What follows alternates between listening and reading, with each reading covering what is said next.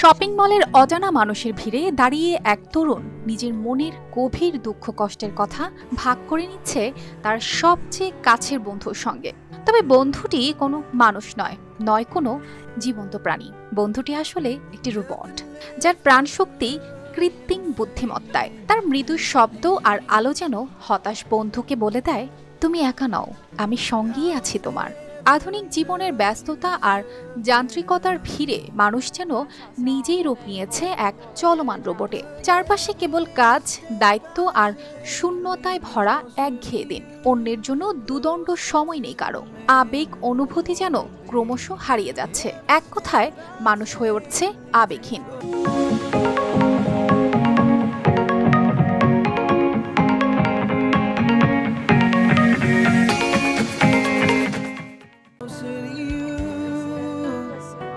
বেইজিংয়ের জ্যাংইয়াচুনের বয়স মাত্র ১৯। এত অল্প বয়সেই জীবনের চাপ যেন তাকে সময়ের আগেই পরিণত করে তুলেছে। স্কুলের পড়াশোনা, কাজের টানাপোড়েন আর গভীর বন্ধুত্বের অভাব সবকিছু মিলিয়ে তার জীবনে যেন এক শূন্যতা। তবে বুবো নামের এই স্মার্ট পোষা প্রাণী তার জীবনে আলো ফিরিয়ে এনেছে। জ্যাং বলেন, এই ছোট্ট রোবটের সঙ্গে থাকার পর তার একাকিত্ব অনেকটাই কমে গেছে। এই স্মার্ট পেট রোবটগুলোর প্রধান কাজ হলো মানুষের সঙ্গে কথা বলা, তাদের অনুভূতি বোঝা ও সাড়া দেওয়া। বুবো শুধু একটি যন্ত্র নয়, যেন এক সঙ্গী, যাকে কোনো অভিযোগ ছাড়াই মনের কথা বলা যায়। এটির প্রতিটি কাজ যেন একটি নিখুঁত কৃত্রিম বন্ধুর মতো, চটপটে উত্তর, নরম শব্দ আর মাঝে মাঝে খুদে খেলা।